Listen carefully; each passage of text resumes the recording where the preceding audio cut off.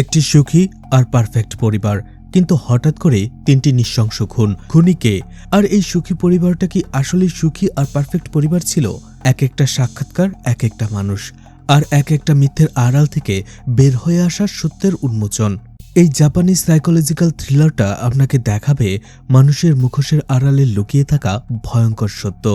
তো আজ এক্সপ্লেন করতে যাচ্ছি Japanese psychological thriller movie traces of sins, যেটা 2017 সালে মুক্তি পেয়েছে। ভিডিওটি শেষ পর্যন্ত দেখার অনুরোধ রইল, কারণ কিছু মুভি আছে যা ক্লাইম্যাক্সে আপনার মাথা ঘুরিয়ে দিতে পারে, আর এই মুভিটা তেমনই একটা। তো চলুন শুরু করা যাক। তানাকা একজন ক্রাইম জার্নালিস্ট। তাকে বাসে কোথাও যেতে দেখা যায়, আর দেখা যাচ্ছিল সে আনমনে বসেছিল। তানাকা জেলে যাচ্ছিল তার ছোট বোন মিৎসুকোর সাথে দেখা করতে। তখনই সে শুনতে পায় তানাকার পাশেই দাঁড়িয়ে থাকা একজন লোক তানাকাকে নিয়ে বাজে মন্তব্য করছিল, কারণ তানাকা একজন ইয়াং ছেলে হওয়ার পরেও বৃদ্ধ একজন মহিলাকে সিট না দিয়ে সে অবিবেচকের মতো সেখানেই বসেছিল। তানাকা কথাটা শুনতে পেয়ে কোনো কথা না বলেই সেই বৃদ্ধ মহিলাকে তার সিট ছেড়ে দেয়, কিন্তু সিট থেকে নামার পরেই দেখা যায় সে হোঁচট খেয়ে পড়ে যায়, আর বোঝা যাচ্ছিল তার পায়ে সমস্যা। আর এটা যখন সেই লোক বুঝতে পারে, তখন সে নিজেই গিল্টি ফিল করে। আসলে সে ভেবেছিল তানাকা একজন সুস্থ সবল লোক, কিন্তু তার ধারণা ভুল। দেখা যায় তানাকা বাসে থেকে নেমে যায়, আর সে ঘুরিয়ে ঘুরিয়ে হাঁটতে শুরু করে। আর ততক্ষণ পর্যন্ত সেই লোকটা শুধু তানাকার দিকে তাকিয়েছিল আর নিজেকে অপরাধী ভাবছিল। কিন্তু বাসটা সেখানে চলে যেতেই দেখা যায় তানাকা স্বাভাবিকভাবে হাঁটছিল, আর এতেই বোঝা যায় তানাকা এতক্ষণ অভিনয় করছিল। আর এই দৃশ্যটা থেকে তানাকার চরিত্রের কিছুটা পরিচয় পাওয়া যায়। আসলে তানাকার একটাই কথা, পৃথিবীতে যদি কেউ তাকে ছোট করে কথা বলে বা গিল্টি ফিল করায়, তাহলে সেও সেটাই করবে। আসলে তানাকা দেখতে পায়নি সেই বৃদ্ধ মহিলাকে, দেখতে পেলে আগেই সিট ছেড়ে দিত। কিন্তু বাসে থাকা সেই লোকটার কথা তানাকার একেবারেই ভালো লাগেনি, আর এই জন্য সে তাকে গিল্টি ফিল করানোর জন্যই এই অভিনয়টা করে।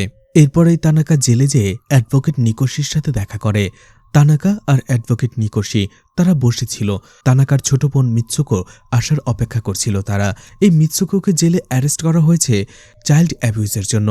আর জানলে অবাক হবেন, মিৎসুকো আর কারো নয়, নিজের মেয়েকেই চাইল্ড অ্যাবিউজের জন্য জেল হয়েছে তার। জানা যায় মিৎসুকো তার মেয়ে চিনারকে বাথটবে পানিতে ডুবিয়ে মারার চেষ্টা করেছিল, কিন্তু শেষ পর্যন্ত রক্ষা পেয়ে যায় সেই ছোট্ট মেয়েটি। কিন্তু সে এখনো জীবন মৃত্যুর সাথে লড়াই করছে, তাকে আইসিইউতে রাখা হচ্ছে। কিন্তু মিৎসুকো এটা কেন করলো সেটা এখনো সে পুলিশকে জানায়নি। তানাকা আর অ্যাডভোকেট নিকোশি তারা এটাই জানার চেষ্টা করছিল মিৎসুকোর কাছ থেকে, কিন্তু প্রতিবারের মতো এবারও তারা ব্যর্থ হয়। মিৎসুকো তাদের সেই ব্যাপারে কোনো ইনফরমেশনই দেয় না। তানাকা এবং নিকোশি বাইরে বের হয়ে আসে। নিকোশি বলে, আমি মিৎসুকোর কেসটা অনেক স্টাডি করেছি। গত 7 বছরে সে তার মেয়ের উপরে কোনো টর্চার করেনি, কিন্তু হঠাৎ করে সে এমনটা কেন করলো তার কোনো কারণই আমি খুঁজে পাচ্ছি না। আমার মনে হচ্ছে মিৎসুকো মেন্টালি আনস্টেবল, আর এই জন্য এখন তার সাইকোলজিক্যাল টেস্ট করা হবে। চিনারের পরবর্তী অবস্থা অনুযায়ী মিৎসুকোর সাজা ডিপেন্ড করবে। এরপরে নিকোশি তানাকাকে জিজ্ঞেস করে, ছোটবেলায় মিৎসুকোকে কি কেউ অ্যাবিউজ করত? কিন্তু তানাকা কিছুই বলে না, চুপ করে থাকে। এদিকে মিৎসুকোকে দেখানো হয় যে ঘুমাতেই পারত না, কারণ ঘুমালেই সে স্বপ্নে দেখতে পাচ্ছিল কেউ তাকে শারীরিক নির্যাতন করছে।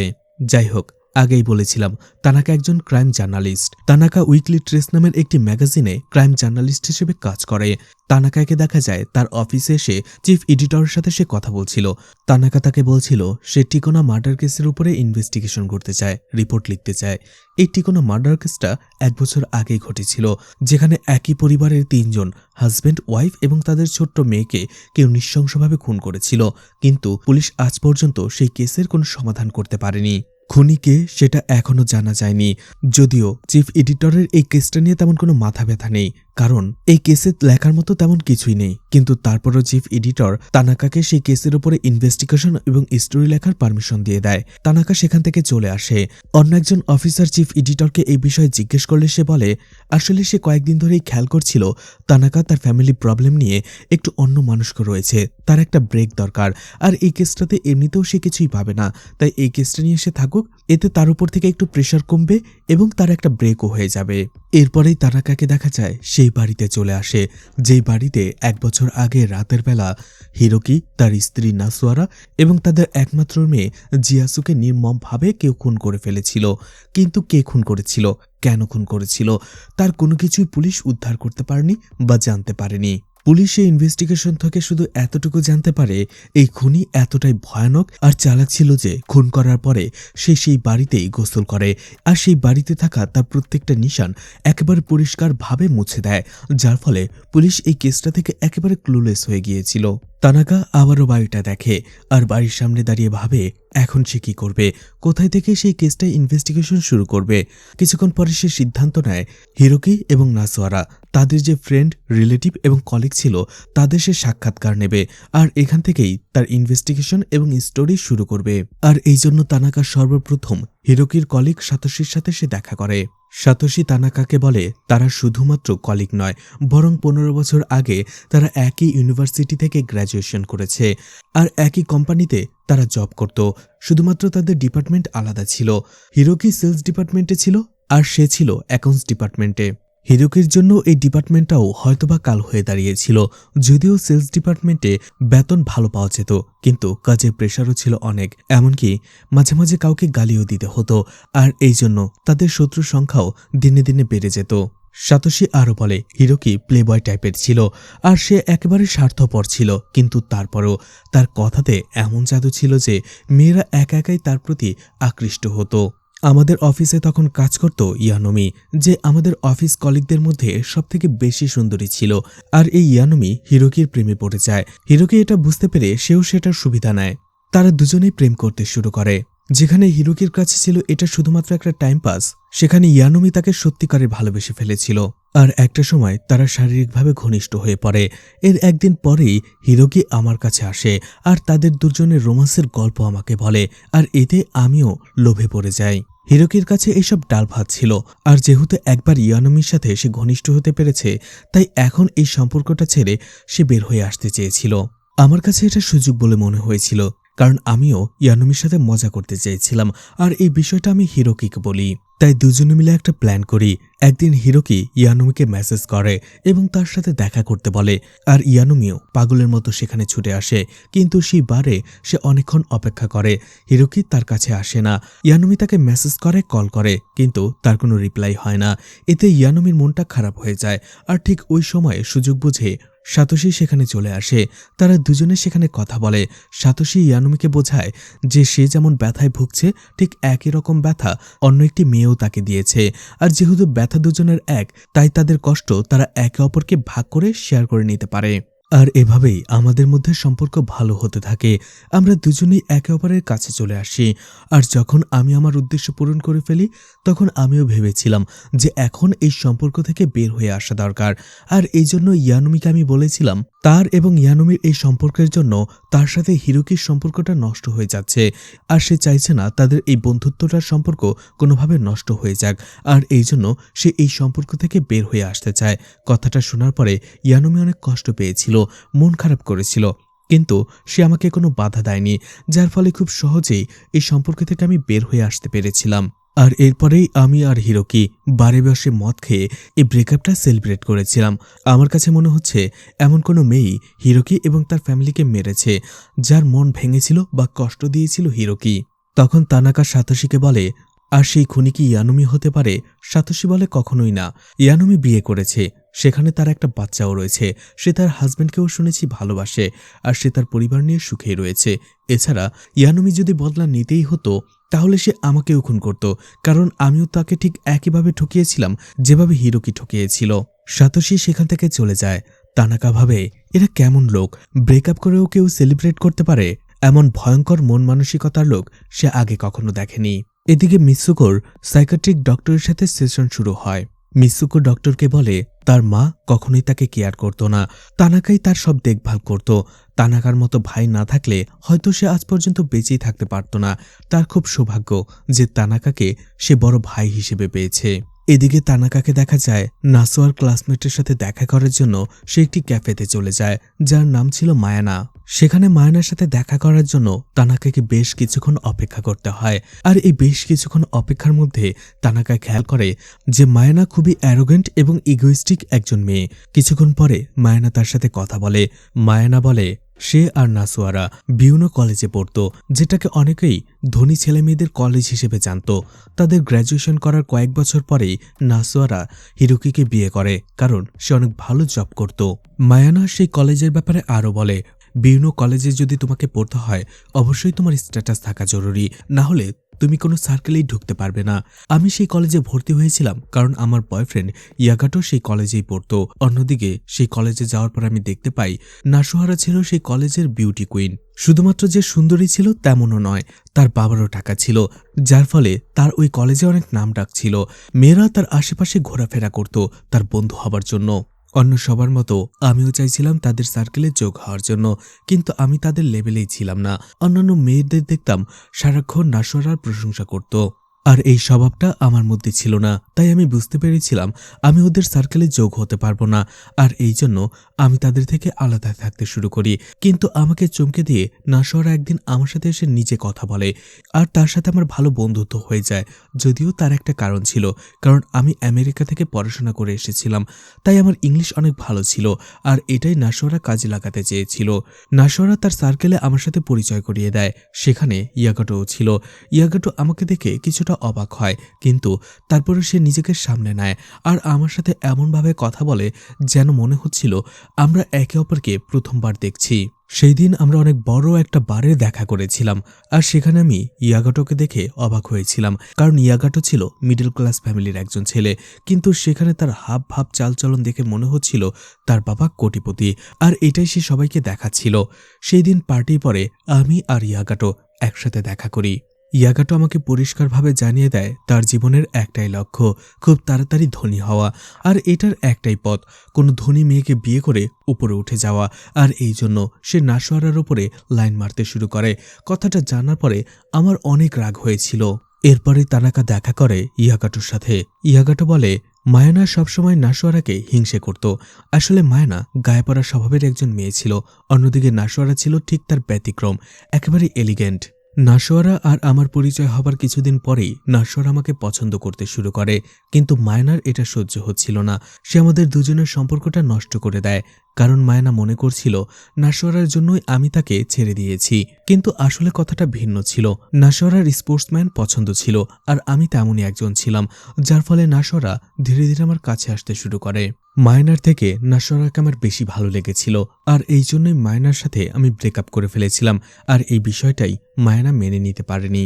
আর এই জন্য মায়ানা একটা সময় ভরা পার্টিতে সবার সামনে নাসোয়ারার গালে চর মেরে বসে। নাসোয়ারাও কোনো অসহায় মেয়ে ছিল না, যার ফলে সে তার জবাবে মায়ানাকেও চর মেরে বসে, আর এরপরে থেকেই তারা একে অপরের চরম শত্রু হয়ে যায়। ইয়োগাটা কথা বলতে বলতেই তার সিগারেটের শেষ অংশটুকু ঘাসের মধ্যে ফেলতে যাচ্ছিল। তখন তানাকাকে বলে এভাবে ঘাসের মধ্যে সিগারেট ফেলা ঠিক নয়, আর এই জন্য ছোট্ট একটা পাউচের মধ্যে সিগারেটের শেষ অংশটা সে নিয়ে নেয়। তানাকা আবারও এরপরে মায়ানার কাছে চলে আসে, তার এবং নাসোয়ারা শেষ ঝগড়ার ব্যাপারে বলে। মায়ানা বলে নাসোয়ারা আমার শত্রু ছিল না, তখন আমি রাগের মাথায় হয়তোবা তাকে চর মেরে বসেছিলাম, কিন্তু পরে আমি ভেবে দেখলাম নাসোয়ারার জায়গায় আমি থাকলে ঠিক একই কাজ করতাম, ওর কোনো দোষ ছিল না। আজকালকার দিনে সত্যি ভালোবাসাটা কেউ দেখে না, সবাই দেখে তার স্বার্থ, আর সেই স্বার্থপর দুনিয়ার মধ্যেই আমি আমার সত্যিকারের ভালোবাসা খুঁজেছিলাম। এটাই ছিল আমার সবথেকে বড় ভুল। অন্যদিকে বাকি রইল নাসোয়ারার কথা। যদিও নাসোয়ারার এই ধরনের মৃত্যু কখনোই কাম্য নয়, কিন্তু তার এই ধরনের ব্যবহারই তার জন্য অনেক শত্রু বানিয়েছিল। তখনই ছোট একটা বিষয় খেয়াল করা যায়। মায়ানার বাড়িতে একটা ফুলের তোড়া ছিল, একটা শোপিস বলা যেতে পারে। ঠিক একই রকম একটা ফুলের তোড়া বা শোপিস নাসোয়ারার বাসায়ও ছিল, কিন্তু তানাকা সেটা খেয়াল করে না, সেখান থেকে চলে আসে। পরের দিন তানাকা দেখতে পায় তার ম্যাগাজিন এখন ক্রাইম রিপোর্টের পরিবর্তে গসিপ ছাপতে শুরু করেছে, আর এটা দেখে তার অনেক রাগ হয়। অফিসে এসে তার চিফ এডিটরের সাথে তানাকা এই ব্যাপারে কথা বলে। সেই চিফ এডিটর বলে যেটা বিক্রি হয় সেটাই ছাপা হয়। যাই হোক, রাতের বেলা তানাকা সেই কেসটা নিয়ে আবারও ইনভেস্টিগেশন শুরু করে। সে ভাবছিল হিরোকি এবং তার পরিবারকে কে খুন করতে পারে। যদিও হিরোকি এবং নাসোহারা দুজনেই ছিল স্বার্থপর এবং দুশ্চরিত্র টাইপের লোক, কিন্তু তারপরও তাদের শত্রু কে হতে পারে। ঠিক তখনই তানাকার কাছে একটি কল আসে। কলটি করেছিল একজন মহিলা। সেই মহিলা তানাকাকে বলে টিকোনা মার্ডার কেস নিয়ে সে তাকে কিছু ইনফরমেশন দিতে চায়, আর এই জন্য তাকে দেখা করতে হবে। সেই মহিলার বলা জায়গা মতো চলে যায়। সেই মহিলার নাম ছিল মিকাশি। মিকাশি বলে কয়েক বছর আগে আমার বাবার ব্যবসা লস হয়, আমাদের কোম্পানি ধ্বংস হয়ে যায়। আমরা টোকিও ছেড়ে চলে গিয়েছিলাম, কিন্তু টোকিও ছেড়ে চলে যাওয়াটাই আমার জীবনের একটা ভালো পরিবর্তন এনে দিয়েছে। আমি ভালো একজন মানুষকে পেয়েছি, তার সাথে আমার বিয়ে হয়েছে, আমার ছোট্ট একটা সংসার রয়েছে। এরপরেই মিকাশি হিরোকির কথা বলে তারা দুজন একই সাথে কলেজ থেকে পড়াশোনা শেষ করেছে। হিরোকি কলেজের সময় অনেক বেশি অ্যাট্রাকটিভ ছিল, সব মেয়েরাই তার জন্য পাগল ছিল, সেই তুলনায় আমি কিছুই ছিলাম না। তারপরেও আমি সাহস করে হিরোকিকে প্রপোজ করেছিলাম, কিন্তু সে আমার প্রপোজাল রিজেক্ট করেছিল। কিন্তু কলেজ শেষ হবার 2 বছর পরে হঠাৎ করেই সে আমাকে ডিনারে ইনভাইট করে। আমি অবাক হয়ে গিয়েছিলাম। সেখানে যাওয়ার পরেই সে আমার রূপের প্রশংসা করতে থাকে, কিন্তু কিছুক্ষণ পরেই সে তার প্রস্তাব রাখে, বলে সে আমার বাবার কোম্পানিতে জয়েন করতে চায়, আর এই জন্য আমি যেন তার হয়ে সুপারিশ করি। আমি সাথে সাথে বুঝে গিয়েছিলাম হিরোকি কতটা স্বার্থপর, কিন্তু আমার এই উপলব্ধিও আমাকে আটকাতে পারেনি, কারণ হিরোকি ছিলই এমন অ্যাট্রাকটিভ। আমিও তখন বলি আমি এই কাজটা করতে পারি, কিন্তু এর জন্য হিরোকিকে আমার বয়ফ্রেন্ড হতে হবে। আমারও কিছু করার ছিল না, আমি শুধু আমার স্বপ্ন পূরণ করতে চেয়েছিলাম। আমার স্বপ্নের পুরুষের সাথে আমি সম্পর্ক রাখতে চেয়েছিলাম, যদিও তখন আমার এঙ্গেজমেন্ট হয়ে গিয়েছিল। এছাড়া আমি প্রতিশোধ নিতে চেয়েছিলাম, কারণ কলেজ লাইফে সে আমাকে রিজেক্ট করেছিল। যদিও হিরোকি স্বার্থপর ছিল, কিন্তু সে প্র্যাকটিক্যাল ছিল। হিরোকি রাজি হয়ে গিয়েছিল আমার প্রস্তাবে। এরপরেই আমার বাবার কোম্পানিতে তার ইন্টারভিউর ব্যবস্থা করে দেই, আর আমি তাকে বিশ্বাস করিয়ে দেই যে আমার জন্যই তার চাকরিটা হচ্ছে। আর এরপরেই আমি একদিন হিরোকির গার্লফ্রেন্ডকে তার সামনেই ডেকে পাঠাই, এবং তার সামনে বসেই আমি তাদের ব্রেকআপ করিয়ে দেই। আসলে প্রতিশোধ নেবার মজাই আলাদা। আমি হিরোকির গার্লফ্রেন্ডকে বলেছিলাম, তোমার জন্য হিরোকি অন্য একটি মেয়েকে ছেড়ে দিয়েছিল, ব্রেকআপ করেছিল, আর আজকে আমার জন্য সে তোমার সাথে ব্রেকআপ করবে। দেখা যায় হিরোকিও সেখানে বসে হাসছিল, আর নির্লজ্জের মতো আমার কথায় হ্যাঁ মিলাচ্ছিল। হিরোকির কাছে মেয়েরা শুধুমাত্র ক্যারিয়ারে উপরে ওঠার সিঁড়ির মতো। যখনই সে এক সিঁড়ি উপরে উঠে যায়, তখন নিচের সিঁড়িকে সে ফেলে দেয়। সেই দিন সেই মেয়েটা অনেক কষ্ট পেয়েছিল। হিরোকি সে মেয়েটিকে বলেছিল সে ভালোবাসায় নয়, বরং ভালো লাইফস্টাইলে বিশ্বাস করে, আর সে ভালো লাইফস্টাইল তাকে ভালো জবই দিতে পারে। আমি শুধু হিরোকির দিকে অবাক হয়ে তাকিয়ে দেখছিলাম, একটা মানুষ কতটা নির্লজ্জ হতে পারে। সেই দিন মেয়েটি অনেক কষ্ট পেয়েছিল, কান্না করেছিল, আর সেখান থেকে চলে যায়। কিন্তু আমার মনে হয়েছিল মেয়েটির জন্য এটা ভালোই হয়েছে। হিরোকির মতে দুনিয়ার সবাই স্বার্থপর, আর এই স্বার্থপরতাই মানুষকে বাঁচতে শেখায়, ভালোভাবে বাঁচার সুযোগ দেয়। তানাকা মিকাশিকে জিজ্ঞেস করে, শেষ পর্যন্ত হিরোকিকে তুমি জবটা পাইয়ে দিয়েছিলে? মিকাশি বলে, না, ওই সময়টাতে আমার বাবার কোম্পানি ব্যাংক্রাফট হয়ে যায়, যার ফলে হিরোকি অন্য কোম্পানিতে জব নিয়ে নেয়। তানাকা জিজ্ঞেস করে, তুমি যেটা চেয়েছিলে সেটা পেয়েছিলে? মিকাশি বলে, হ্যাঁ, আমি হিরোকির কাছ থেকে যেটা চেয়েছিলাম সেটা পেয়ে গিয়েছিলাম। আমার এই ছেলেটা, আমার হাজবেন্ড জানে না এই ছেলেটা তার নয়, বরং হিরোকির। তানাকা জিজ্ঞেস করে, হিরোকির সেই গার্লফ্রেন্ড কি তাকে মারতে পারে? মিকাশি বলে, আসলে হিরোকিকে সেই খুন করবে যে তার কাছ থেকে কষ্ট পেয়েছে, কারণ হিরোকি যাদের সাথে ব্রেকআপ করেছে তারা সবাই বুঝতে পেরেছিল এটা তাদের জন্য ভালোই হয়েছে, আর এতে তারা খুশিই ছিল। এদিকে আইসিইউতে চিনার অবস্থা খারাপ হতে থাকে, আর এটা দেখার পরে তানাকার ভয় বাড়তে শুরু করে। সে অ্যাডভোকেট নিকোশের সাথে দেখা করে আর বলে 12 বছর আগে তার বাবা তার মাকে ডিভোর্স দিয়ে চলে যায় এবং তাদেরকে তার বাবার কাছেই রেখে যায়। আমার মা এর কিছুদিন পরেই বিয়ে করে ফেলে, এখন তার অন্য একটা সংসার রয়েছে, তার সাথে আর দেখা হয়নি আমাদের। এছাড়া আমার বাবা কোথায় সেটাও আমরা জানি না। নিকোশেরও কথাগুলো শুনে মন খারাপ হয়ে যাচ্ছিল, কারণ নিকোশই জানতো ছোটবেলা থেকেই তানাকা এবং মিৎসুকোর বাবা তাদের অ্যাবিউজ করত, শারীরিকভাবে নির্যাতন করত। তাদের কাছে তাদের বাবা একজন নরপশু, দানব। এদিকে মিৎসুকোর যখন সেশন চলছিল, সে ডক্টরকে বলে 16 বছর বয়সেই তার মা প্রথম সন্তানের মা হয়, তানাকার জন্ম হয়। তার ঠিক 2 বছর পরে আমার জন্ম হয়। অল্প বয়সে সে অনেক দায়িত্ব পেয়ে গিয়েছিল, আর সেই দায়িত্বগুলো সে ঠিকঠাকভাবে পূরণ করতে পারেনি, ব্যর্থ হয়েছে। এদিকে তানাকা নিকোশিকে বলে ছোটবেলা থেকেই তার বাবা তার বোন মিৎসুকোর উপরে শারীরিক নির্যাতন চালাতো, মিৎসুকোকে রেপ করত, কিন্তু সে তখন এতই ছোট ছিল যে কিছু বলার সাহস হতো না। এদিকে ডক্টর যখন মিৎসুকোকে তার বাবার কথা জিজ্ঞেস করে, মিৎসুকো একই কথা বলে। তার বাবা যখন তার সাথে শারীরিক সম্পর্ক করত, তার কাছে এটা খেলা মনে হতো, সে এতটাই ছোট ছিল। ধীরে ধীরে আমার অনেক কষ্ট হতে শুরু করে। একদিন রাতে আমার চিৎকার শুনে তানাকা সহ্য করতে পারে না, সে ঘরে চলে আসে আর আমার বাবাকে মারধর করে। আমি আমার বাবার এই বিষয়টা আমার মাকে জানাই, কিন্তু আমার মা উল্টো আমাকেই দোষারোপ করতে থাকে, আমাকে মারধর করতে থাকে। এদিকে তানাকাকে বাবা বাসা থেকে বের করে দেয়। তানাকা এরপরে বাইরে থেকেই আমার দেখভাল করতে শুরু করে।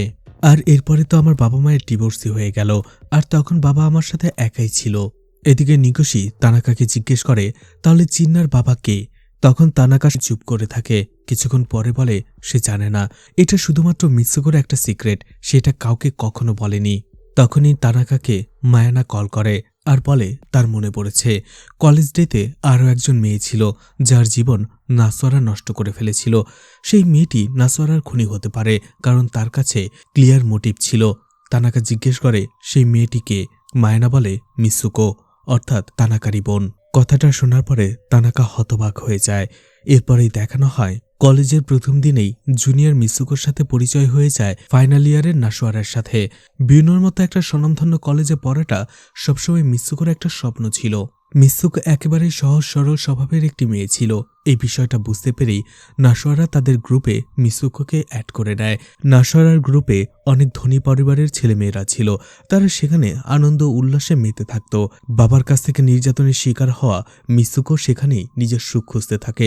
নিজেকে সেখানে সে অনেক সুখী মনে করে, যার ফলে মিৎসুকো সেখানে সবার সাথে অনেক ভালোভাবে মিশে যায়। বিশেষ করে নাসওয়ারার সাথে সে তাকে নিজের বড় বোনের মতো মনে করত।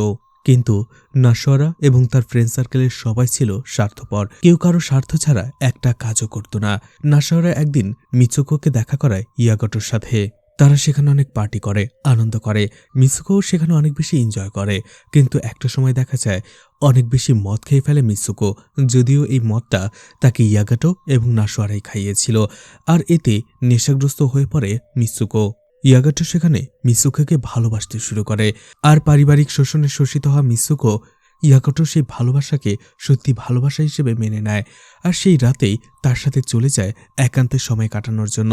কিন্তু ইয়াগাটো তাকে নিয়ে যায় একটি হোটেল রুমে। আর দেখা যায় সেখানে ইয়াগাটো নয়, বরং মিৎসুকোর জন্য অপেক্ষা করছিল একজন কাস্টমার। অর্থাৎ নাসওয়ারা এবং ইয়াগাটো মিৎসুকোকে দিয়ে কলগালের বিজনেস করাচ্ছিল। আর সেখানেই জানা যায় নাসওয়ারা এবং ইয়াগাটো সেই মদের সাথে তাকে নেশাজাতীয় দ্রব্য মিশিয়ে খাইয়ে দিয়েছিল, যার ফলে মিৎসুকোর একেবারেই সেন্স ছিল না। আর সেই নেশাগ্রস্ত অবস্থায় নাসওয়ারা এবং ইয়াগাটোর ঠিক করা সেই কাস্টমারের সাথে সময় কাটায় এবং তাকে খুশি করে মিৎসুকো। তানাকা এই বিষয়টা জানত না। মায়ানার মুখ থেকে এত বড় একটা সিক্রেট শোনার পরে সে হতবাক হয়ে যায়। তানাকা বুঝতে পারে মিৎসুকোর আজকের যে অবস্থা তার জন্য অনেকাংশে দায়ী নাসওয়ারা এবং ইয়াগাটো। তানাকা এটাও ধরে নেয় হয়তোবা সেই রাতের পরে আরও অনেকবার মিৎসুকো দিয়ে ঠিক একই রকম কাজ করা হয়েছে। আর এই জন্যই মিৎসুকো রাতের বেলা ঘুমানোর পরে সেই দুঃস্বপ্নে দেখত যে কেউ তাকে টর্চার করছে। এদিকে সহজ সরল মিৎসুকো নাসওয়ারা এবং ইয়াগাটোর এই প্ল্যানে সামিল হয়ে পড়েছিল আর মুখ বুজে সব টর্চার সহ্য করেছিল। মায়ানা জানত না যে সেই মিৎসুকোর বড় ভাই হচ্ছে তানাকা। মায়ানা বলতে থাকে এভাবেই অনেকদিন চলছিল মিৎসুকোর সেই টর্চার। আর একটা সময় মিৎসুকোর জীবনটা শেষ হয়ে যায়। রিসেন্টলি আমি শুনেছি সে জেলে গিয়েছে, কিন্তু সেটা অন্য একটা ক্রাইমে। আমার কাছে মনে হতে থাকে মিৎসুকোর আজকের এই পরিস্থিতির জন্য নাসওয়ারা এবং ইয়াগাটো অনেক অংশে দায়ী। আর তাই মিৎসুকোর কাছে ক্লিয়ার একটা মোটিভ ছিল নাসওয়ারা এবং তার পরিবারকে মেরে ফেলার। এরপরেই চা বানানোর জন্য মায়ানা চলে যায় কিচেনে। ঠিক তখনই দেখা যায় তানাকা ধীরে ধীরে উঠে তার পেছনে যেতে শুরু করে আর একটা ফুলদানি নিয়ে মায়ানার মাথায় আঘাত করে। আর সেখানে বারবার আঘাত করে তাকে মেরে ফেলে। আর এটা থেকে একটা বিষয় ক্লিয়ার, তানাকা এই বিষয়টা আগে থেকেই জানত যে নাসওয়ারা আর ইয়াগাটো মিৎসুকোকে শারীরিকভাবে নির্যাতন করত, তাদের স্বার্থের জন্য তাকে ইউজ করেছিল। তানাকা মিয়ানাকে খুন করার পরে দেখা যায় সেখানে শান্তভাবে অনেকক্ষণ বসেছিল। আর এরপরে ধীরে সুস্থে সেখান থেকে নিজের সব প্রমাণ মিটিয়ে দেয়। আর এ থেকে ক্লিয়ারলি বোঝা যাচ্ছিল নাসওয়ারার পরিবারকে কে খুন করেছে সেটা তানাকা জানত। তানাকা আসলে এই কেসটা আবার রিইনভেস্টিগেশন করছিল ইচ্ছে করে নিজের স্বার্থের জন্য, যাতে করে এই কেসটার ভেতরে যদি কোনো প্রমাণ থেকে যায় যেটা থেকে এই কেসের আসল সত্যতা বের হয়ে আসতে পারে, সেগুলো যেন সে আগেই মিটিয়ে দিতে পারে। আর এই জন্য ম্যাগাজিন স্টোরি লেখার নাম করে সেই কেসটা আবারও ইনভেস্টিগেশন করতে শুরু করে। আর যখনই দেখতে পায় মায়ানা তাদের জন্য একটা থ্রেট হতে পারে অথবা সে এই কেসটা রিভিল করে দিতে পারে, তখনই সে মায়ানাকেও তাদের পথ থেকে সরিয়ে দেয়। তানাকাকে দেখা যায় সেখান থেকে সব এভিডেন্স মিটিয়ে ফেলার পরে সেই পাউচটা বের করে যেখান থেকে ইয়াগাটোর সিগারেটের টুকরোটা সে রেখে দিয়েছিল। আর সেটাই সেখানে অ্যাস্ট্রেতে রেখে দেয়। আর এরপরেই চলে আসে। আর এটা থেকে বোঝা যাচ্ছিল তানাকা আসল প্ল্যান করে এসেছিল, সে কাউকে ছাড়বে না। যারা যারা তার বোনের জীবনের এই পরিস্থিতির জন্য দায়ী, সে তাদের সবাইকে শাস্তি দেবে।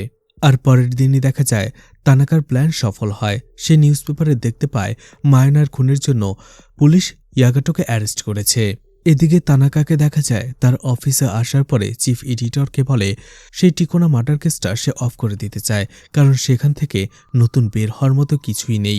আর সে নতুন কেসে কাজ করতে যায়। চিফ এডিটরও এতে অনেক খুশি হয় আর তানাকাকে নতুন কেস দিয়ে দেয়। একটু পরেই নিকোশির কল আসে তানাকার কাছে। নিকোশি তাকে জানায় আইসিইউতেই চিনার মারা গেছে আর এখন মিসুকোর বিরুদ্ধে তার মেয়ে হত্যার অভিযোগ চলে এসেছে আর এই জন্যই তার সাজা হবে। তানাকা যেন নিস্তব্ধ হয়ে যায় কথাটা শোনার পরে। এদিকে মিসুকোকে দেখানো হয় যে তার সেশন রুমে বসেছিল আর বলছিল আমি সবসময় বাচ্চা চেয়েছিলাম আর আমি বাচ্চাটা এমন মানুষের কাছ থেকে চেয়েছিলাম যে আমাকে সত্যি ভালোবাসে, আর যাতে করে সেই বাচ্চাটা হলে আমি সেই ভালোবাসার মানুষের ভালোবাসার স্মৃতিটুকু আগলে রেখে আমার সেই বাচ্চাটাকে মানুষ করতে পারি। কিন্তু আমি এমন কিছু করে ফেলেছি, আমার ভয় হচ্ছিল যে আমার মতো হয়তোবা আমার বাচ্চাটারও এমন দুর্বিষহ স্মৃতি নিয়ে বড় হতে হবে।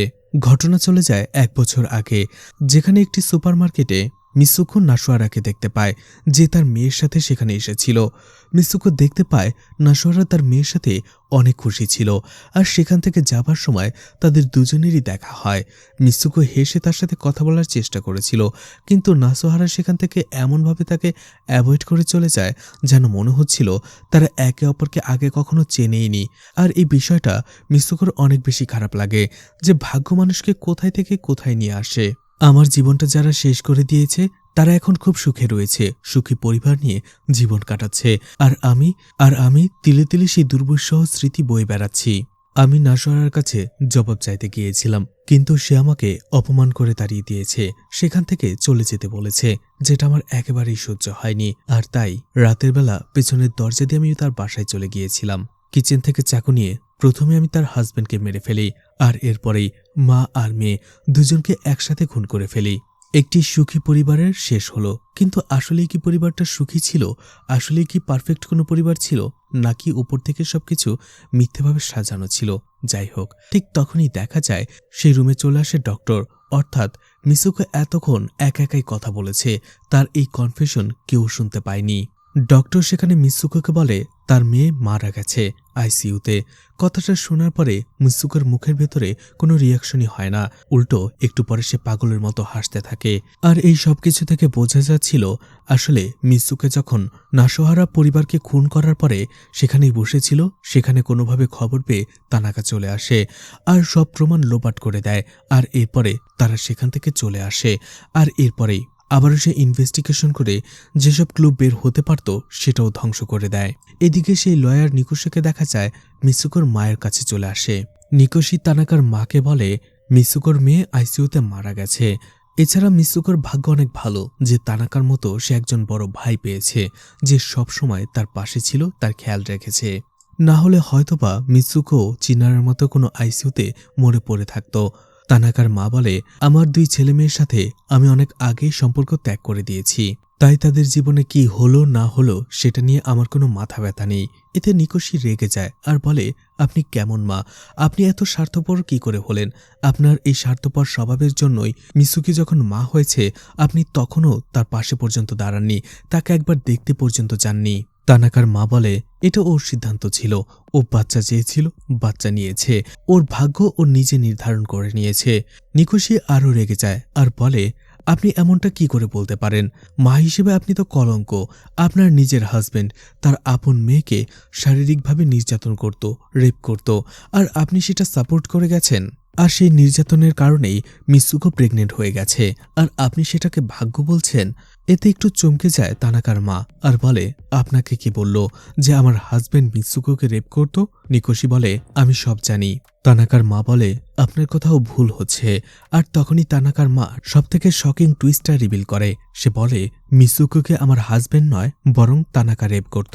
তানাকা তার ছোট বোনকে খুব ছোটবেলা থেকেই শারীরিক নির্যাতন করত, আর যার ফলেই মিসুকো প্রেগনেন্ট হয়ে পড়ে। চিনার, তানাকা এবং মিসুকোর অবৈধ সম্পর্কের ফসল। তানাকা আসলে এক সাইকো ছিল, তানাকা তার ছোট্ট বোনের সাথে অবৈধ সম্পর্ক গড়ে তোলে আর সে মিৎসুকোকে বলেছিল এটা তার এবং তার বোনের সিক্রেট। সহজ সরল মিৎসুকো সেটাকে ভালোবাসা ধরে নেয়। তানাকার মা আরও বলে মিৎসুকো আসলে চাইছিল কারো ভালোবাসা, সেটা তার আপন ভাইয়েরই হোক না কেন, সে সেটাতেই খুশি। আর এই জন্য প্রেগনেন্ট হওয়ার পরে বাচ্চাটা সে নষ্ট করেনি। সবকিছু শোনার পরে নিকোশি যেন হতবাক হয়ে যায়, নিজের কানকেই বিশ্বাস করতে পারছিল না। এদিকে তানাকা জেলের ভেতরে দেখা করতে আসে মিৎসুকোর কাছে। মিৎসুকো সেখানে হেসে বলে তোমাকে অনেক ধন্যবাদ, আমাদের সিক্রেটটা তুমি কাউকে বলনি, কারণ পৃথিবীতে তুমিই একমাত্র আছো যে আমাকে সত্যিকারের ভালোবাসো। এদিকে আদালত থেকে রায় দেওয়া হয় মিৎসুকো মানসিকভাবে অসুস্থ, তাই তাকে মেন্টাল অ্যাসাইলামে পাঠিয়ে দেওয়া হয়। তানাকা বাসে করে বাসায় ফিরছিল, তখনই সে তার পাশে একজন গর্ভবতী মহিলাকে দাঁড়িয়ে থাকতে দেখে। সে তার সিট ছেড়ে দেয়। মুভিটি এখানেই শেষ হয়ে যায়। আসলে এখানে দেখানো হয়েছে পৃথিবীর সবাই স্বার্থপর, যার ফলে তারা সবাই সবার স্বার্থ খোঁজে। কিন্তু তানাকার মতো ভয়ঙ্কর সাইকো আর কেউ নেই, যে ছোটবেলা থেকেই নিজের বোনের উপরেই পাশবিক নির্যাতন করেছে, আর এরপরেই সেটাকে তার বোনকে ভালোবাসা হিসেবে বুঝিয়ে দিয়েছে, আর সেটাকেই তার বোন ভালোবাসা ভেবে সারা জীবন নিজের কাছে আগলে রেখেছে। এদিকে হিরোকি ফ্যামিলির মার্ডার করে ফেলে মিৎসুকি, আর কোনোভাবে সেখানে চলে যায় তানাকা। যেহেতু সেও এই ক্রাইমের ভেতরে জড়িয়ে পড়েছিল, তাই পুরো ক্রাইম সিনটা সে ক্লিন করে ফেলে।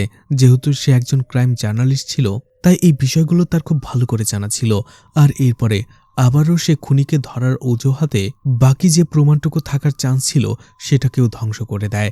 এছাড়া তার বোন মিৎসুকিকে যে কষ্ট দিয়েছিল সেই ইয়োগাটাকে খুনের কেসে ফাঁসিয়ে দিয়ে শাস্তি দেয়। আসলে পুরো মুভিতে আমরা অপরাধীকে খুঁজে বেড়াচ্ছিলাম যে আসল অপরাধীকে, কিন্তু সে আমাদের চোখের সামনেই ছিল। তো মুভিটি আপনাদের কেমন লেগেছে কমেন্ট করে জানাতে পারেন, আর মুভিটা ভালো লাগলে লাইক কমেন্ট শেয়ার করে পাশে থাকতে পারেন। তো আজকের মতো বিদায় নিচ্ছি, আবারও দেখা হবে নতুন কোনো মুভি বা ওয়েব সিরিজ নিয়ে। ততক্ষণ পর্যন্ত ভালো আর সুস্থ থাকবেন সবাই। আজকের মতো বিদায় নিচ্ছি, আল্লাহ হাফেজ।